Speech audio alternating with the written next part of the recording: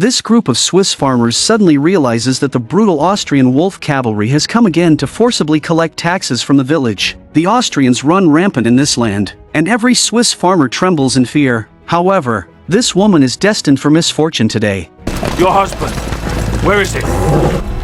He's farming. The officer is clearly dissatisfied with the small amount of coins, and with rain approaching, his patience wears thin. He immediately orders the peasant woman to prepare food, find shelter to serve them, and preferably heat water so the tax collector can bathe comfortably. The woman dares not resist and can only comply with their demands. Yet on the way back, her husband suddenly hears her heart-wrenching screams from afar. The man realizes something is terribly wrong, but it is already too late. The tax collector lounges in the tub, indulging in comfort, while before him lies the woman he has just violated and killed. He feels not a trace of guilt, as if he has merely crushed an insignificant insect. Outside, his companions are enjoying their meal, unaware that the woman's husband has quietly slipped into the house to avoid raising alarm. And when he sees his wife lying dead not far away, a raging fire of vengeance instantly consumes all his reason. The restraint he once forced upon himself shatters completely, leaving only piercing fury and overwhelming hatred in his eyes. He grabs a black cloth from the wall,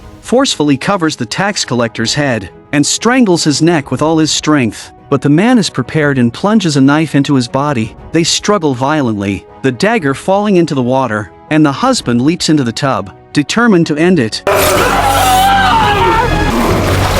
The man lets out a long breath and once again looks toward his dead wife. The fierce rage of revenge fades, leaving only deep sorrow. But this is no time to linger. He must escape before the wolf cavalry discovers him. Yet the horn of death has already sounded, and the heavy thunder of approaching hooves echoes like war drums. Unable to outrun the iron pursuit, the man hides behind rocks in a forest, praying not to be spotted by the soldiers above. After a brief moment of safety, he attempts to cross the river, while the horns behind him continue to blare. The sound of pursuit grows closer, like the footsteps of death, closing in step by step. After he reaches the opposite shore, he is spotted. With no choice, he flees to a nearby village, hoping the wide river will buy him a chance to survive. He shouts for help. "Come help me! I need this boat. The wolf cavalry is after me. I must cross the lake." The man before him carries a crossbow and considers helping, but in such extreme weather, crossing the river would be nearly certain death. The fugitive says, "The wolf cavalry violated my wife and then killed her, so I made him pay in blood.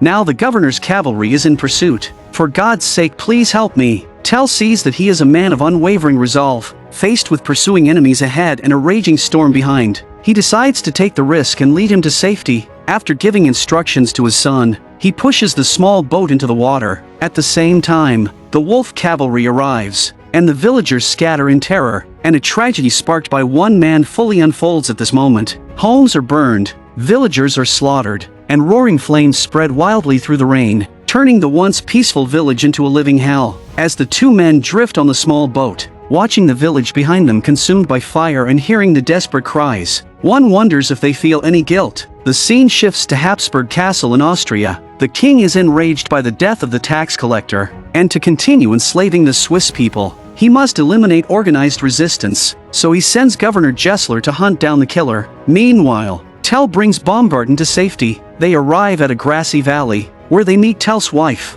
who is tending livestock. The woman treats Baumgarten's wounds and urges her husband to return to family life and avoid the turmoil of the world. But Tell is a seasoned veteran who has seen blood and sacrifice, and he knows that weakness will never bring peace. He can no longer stand by while his people are oppressed and slaughtered by the Austrians, nor ignore the suffering of the displaced. The sense of justice and courage within him burns relentlessly. Even if the road ahead is full of thorns, even if it means abandoning a peaceful life, he is destined to stand up and fight for a chance of survival for his oppressed people. After traveling onward, the two arrive in Lucerne. Tell intends to place the wounded Baumgarten in the home of a comrade to avoid Austrian pursuit. The comrade's family welcomes them with a generous meal, and his wife praises Baumgarten's actions.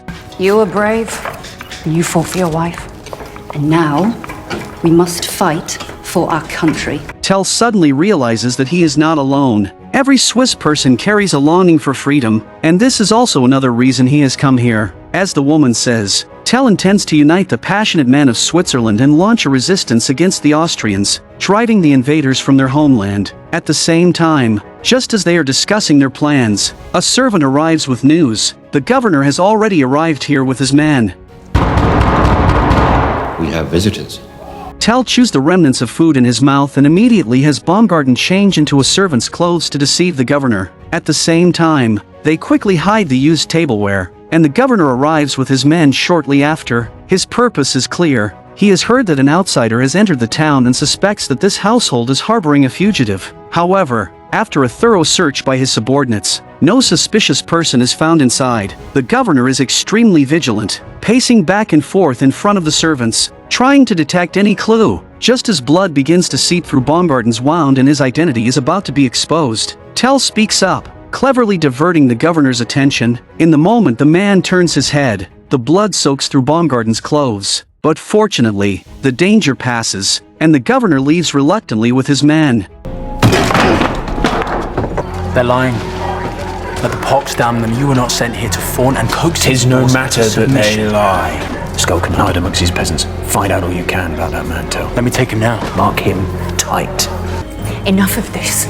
We must gather allies. Few will act, for fear of consequence. Go to Altdorf and meet with Forrest, the priest. There are many who agree with us. Forrest connects the cantons. He's crucial to the cause, and his mind is sharp and alert to all philosophy. Tell, will you make the introduction? He is wary of strangers.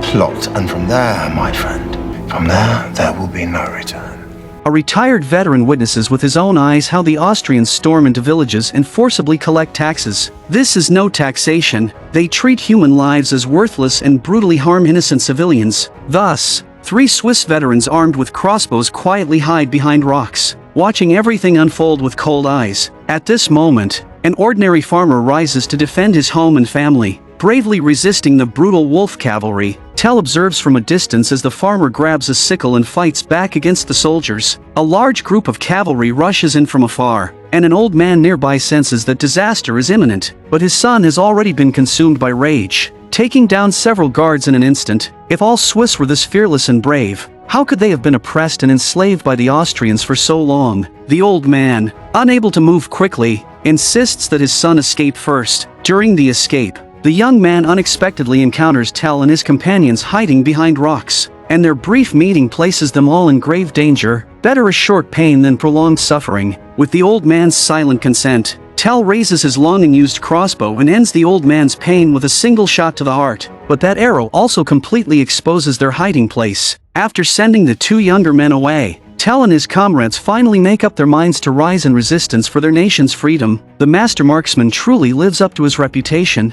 though the old man's fate is deeply tragic. Soon after, Tell and his group set out again, heading to Altdorf to find a respected priest and begin planning an organized uprising among the Swiss people. But as they arrive outside the city, they immediately sense something is wrong. From the city walls hang the bodies of several executed civilians, and the entire town is firmly under Austrian control. Sure enough, after entering the city, the helpless civilians are dragged and abused in the streets by Austrian soldiers. This devastating scene makes Tell fully realize that if they continue to compromise, their entire nation will face destruction. This is no longer our town. No. Fight first. Meanwhile, the Austrian governor Gessler personally arrives at the village where resistance has just occurred. 17 wolf cavalry soldiers have been killed in this battle, while the Swiss have lost only 1 elderly man. Such a stark difference in casualties is far beyond what ordinary villagers could achieve. Amid such a brutal scene, the adjutant casually eats an apple nearby, displaying shocking indifference. Until we find the men responsible, let others pay the price. Over the rest! Yes, sir! Yes, sir! Startled, the adjutant trembles and quickly apologizes for his earlier disrespect. At the same time, the governor finds an arrow on a fallen soldier. He recognizes this type of arrow, having encountered the Swiss archer before, and concludes that it must be Tell. The adjutant then proposes an idea, suggesting that a wooden pole be erected in the city with the governor's battle helmet hung upon it, and every Swiss person must kneel and bow before it. This may provoke Tell and his companions into revealing themselves, allowing them to be eliminated in one move. The governor accepts the suggestion, and the moment of direct confrontation approaches. The scene shifts as Tell finally finds the priest in the city, and the two immediately connect, both outraged by the oppression faced by the Swiss people. They quickly organize a meeting. The priest will rally the power of the church, while the others will return to their homelands to contact villagers across different regions and form a powerful civilian force, swearing to break free from the brutal rule of the Habsburgs and fight for Switzerland's freedom and dignity. But to challenge the deeply rooted Habsburg power, passion alone is far from enough. They urgently need a noble with strength and influence to support them, and Baron Attinghausen is the most suitable candidate. The Baron commands a strong castle, with loyal retainers and guards under his command. His wealth is substantial, and his equipment is well supplied. More importantly, he harbors deep hatred toward Austrian oppression and has secretly resisted Habsburg rule many times in the past. If he joins them, the resistance will grow significantly stronger, and their chances of victory will greatly increase. However, Baron Attinghausen is already advanced in age, and his strength is no longer what it once was. After a lifetime of battles, he has no children, and all his legacy and hopes rest upon his only nephew. This nephew is weak-willed and cowardly, a man who fears for his own life. Faced with Austrian coercion and temptation, he has long lost all backbone, constantly advocating compromise and surrender. He even secretly colludes with Habsburg officials, hoping to preserve his family and secure his own wealth through flattery. In truth, he has ulterior motives. He has fallen in love with the Austrian king's niece, a red-haired girl with blood from both nations. Half of his actions are driven by his desire to be with her. Soon, the next day arrives, and under the governor's orders, a wooden pole is erected in the city with his helmet placed on top, demanding that every Swiss who passes must kneel and salute. Arrest all those who pass without bending the knee. But a boy in the distance knows nothing of this. He lingers before the emblem for a long time without kneeling. His father quickly calls him away. And this is exactly the reaction the Austrians want. A soldier calls out to them, "In the name of the king I command you, you have violated the order. You must kneel before the helmet." The man ignores him and continues trying to leave with his son, but this angers the soldier, and one more step forward will mean imprisonment. He said kneel! The speaker is the governor's adjutant, ordering Tell and his son to kneel immediately. At the same time, Tell's wife senses danger and tries to take their son away. This man is an enemy to the king! Tell is completely enraged. He walks forward slowly, grabs the adjutant by the collar, and slams him against the wooden pole, instantly causing a commotion. And this is only the beginning. For the safety of his family, at his wife's signal from afar, Tell releases the man, but imprisonment is unavoidable. The horns of the wolf cavalry sound, and the Austrian governor arrives, accompanied by a princess and Rudens, the heir of the Attinghausen family, making the situation even more intense. As the governor lifts the helmet, the adjutant seizes the moment to accuse Tell and his son, which is exactly the outcome the governor desires. If he can force Tell to kneel, the entire crowd will follow, and no one will dare defy Austrian authority again. So the governor will not miss this spectacle. He orders his soldiers to control the crowd and focuses on Tell. The governor says, "You dare to show such disrespect to our king and refuse to kneel before the helmet." Tell replies, "No, it was not intentional. It was an unintentional act. If you forgive me now, I will leave and not repeat the mistake." The governor says, "Then kneel," and Tell answers, "I will kneel before no one." This is the pride of a veteran, and the crowd echoes his defiance. But the governor still has a way to punish him. He pulls out an arrow from his waist and mentions that Tell is said to be a master marksman, wondering if the rumors are true. He is a master archer, my lord! The boy is too young to realize that this pushes his father into deadly danger. The governor seizes the moment and calls the boy forward. And even in this situation, the boy speaks honestly. How good an archer is he? At 100 yards, he'll shoot an apple off the tree. The governor is delighted by this response. He orders Tell to demonstrate his skill, to take up his prized crossbow and aim at his own son. Faced with such cruelty, Tell would rather die himself than let his son become a sacrifice. The Austrian princess cannot bear to watch. She urges Tell to kneel, for the sake of his family, to endure this humiliation, because life is more important than confronting power. The priest pleads in the name of God for the governor to stop and even kneels, asking for mercy. But the governor shows no respect for the clergy. The governor takes control of the situation and orders his men to measure the distance. But how could Tell bring himself to do such a thing? I cannot raise my bow to my son. Gessler, release me from this shot. Here's my heart. I do not want thy life.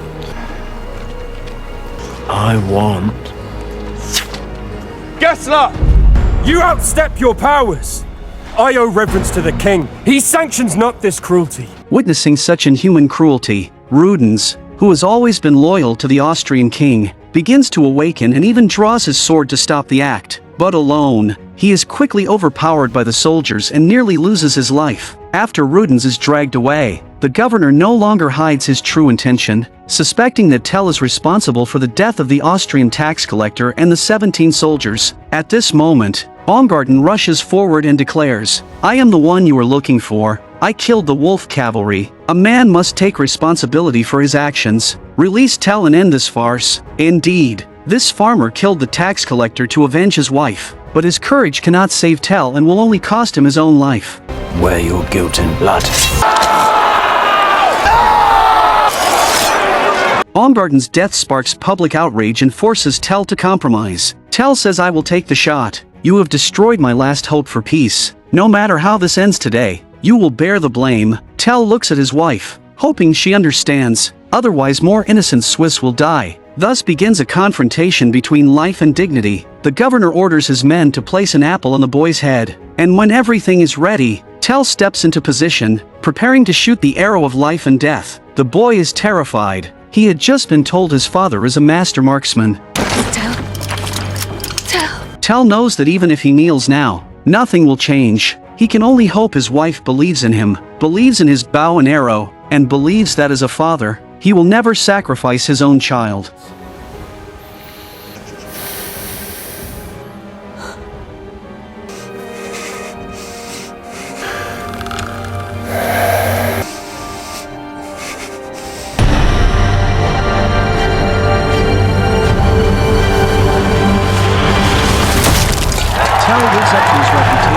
This arrow not only saves his family but also restores pride to the Swiss people. While the governor's face turns grim, the governor is not satisfied. He calls Tell back and asks about the second arrow at his waist. Since the governor has supposedly pardoned him, Tell speaks without hesitation. Tell says, "If my son had died, the second arrow would have taken your life." Breaking his word, the governor orders Tell's arrest despite the crowd's protests. So we must move him hence. What was 50 is now 100 and will soon be more. We cannot control this crowd, my lord. Then take him, entomb him in the dungeons. By road? If we parade him through the towns and villages, it will do nothing but encourage revolts. Take him by boat, Stussy. He is in your charge.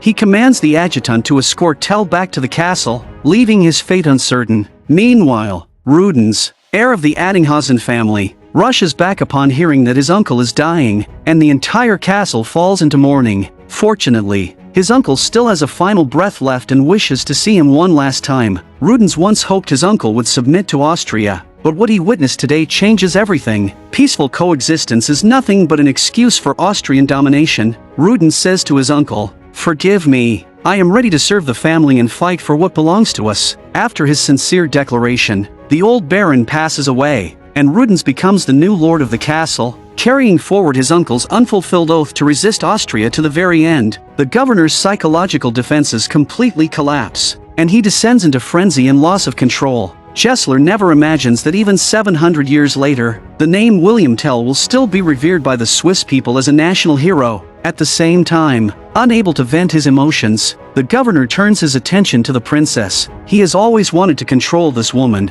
but Bertha carries half Swiss blood, and her heart already belongs to someone else. So no matter how much he tries to please her, she refuses to yield. Seeing that persuasion fails, he decides that with no one around, he might as well take her by force. Gessler has fallen into madness, and aside from the king, he respects no one. Meanwhile, under the priest's planning, the Swiss resistance gathers a large number of people willing to fight for freedom. They hide among mountains and villages, secretly passing messages, waiting for the moment to rise and break the chains of Austrian rule, ready to fight and reclaim their land. What they cannot foresee is that Tell is caught in a storm while being transported by boat. He has faced such dangerous weather before, but the soldiers aboard are trembling with fear. At the same time, the princess is imprisoned in the cabin, amid the raging storm. Bertha knows this is her only chance to escape. She refuses to sit and wait, but no matter how hard she tries, she cannot pry open the door. Outside, danger is imminent. The narrow channel is surrounded by rocks, and death seems certain.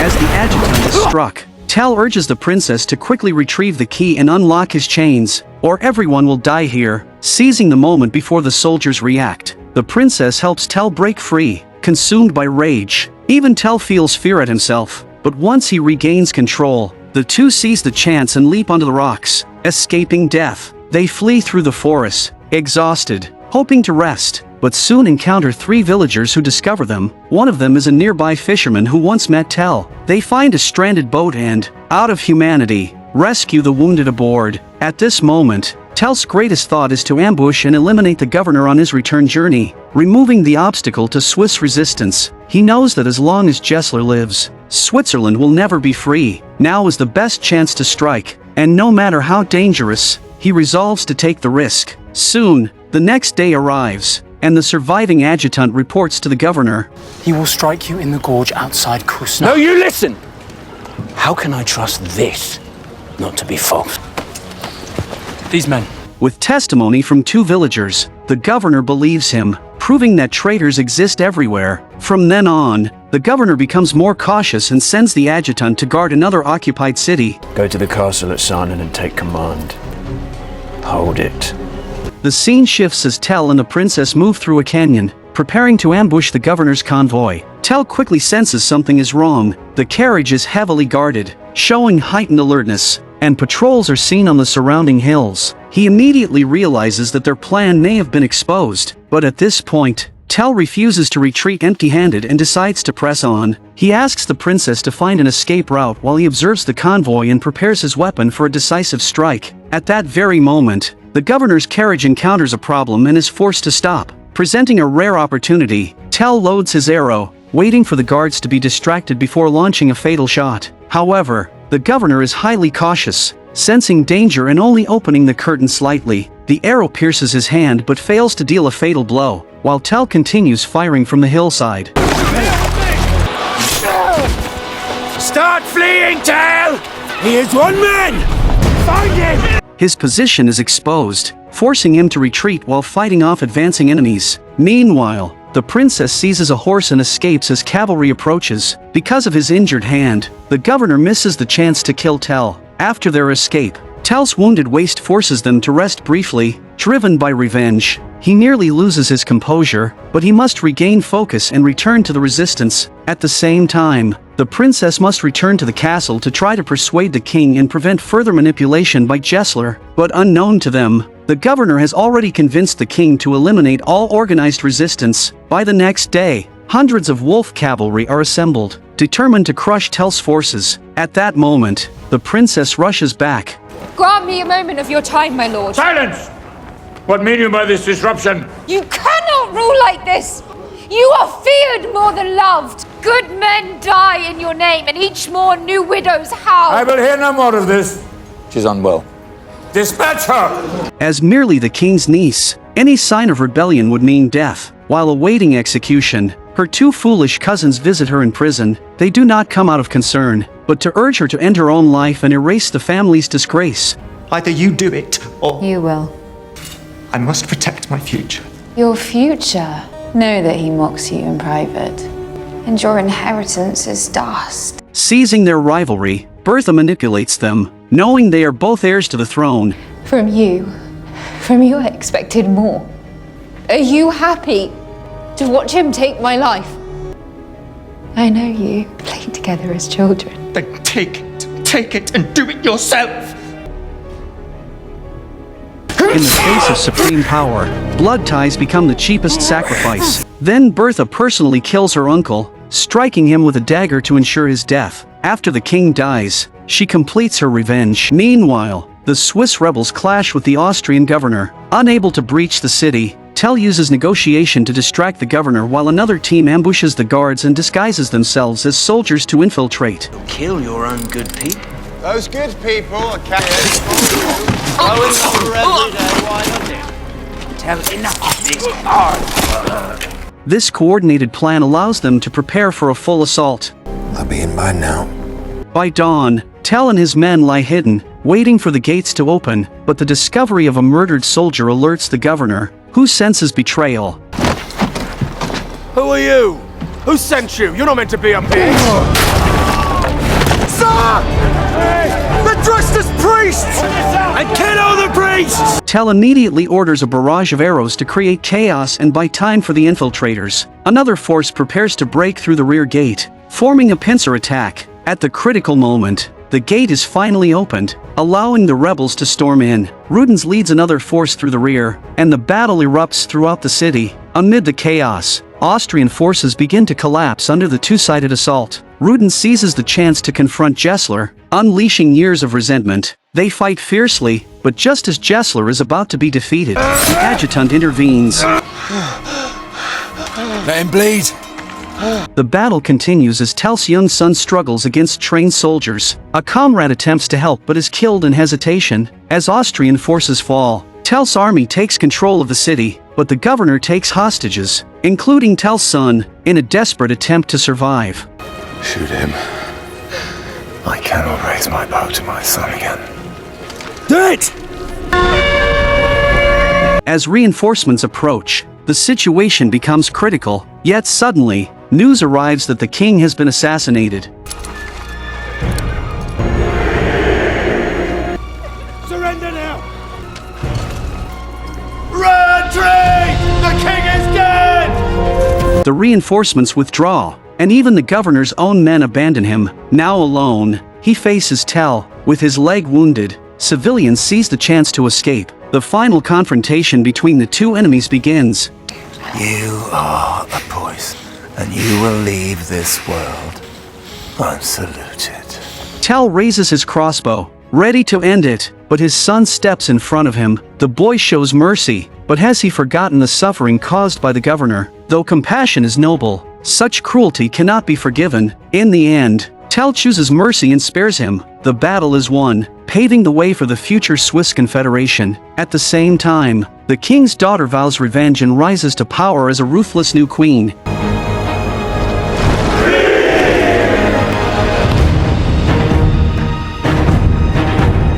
Meanwhile, Bertha leaves the castle and finds Tell, warning him of the coming storm. Thus, the story of William Tell comes to an end. Set against the backdrop of Swiss resistance to Austrian tyranny, it vividly portrays the eternal conflict between oppression and rebellion. The most profound aspect is that Tell is not born a hero, but an ordinary man driven to resistance by cruelty, witnessing the suffering of his people and the danger faced by his son. Each personal tragedy becomes a spark for awakening. The portrayal of tyranny is chilling, with officials treating lives as worthless and wielding power with cruelty. Tell's arrow striking the apple is not just a display of skill, but a declaration of defiance. The story reveals that true freedom is never granted by pleading, and when knees can no longer bear oppression, standing becomes the only choice.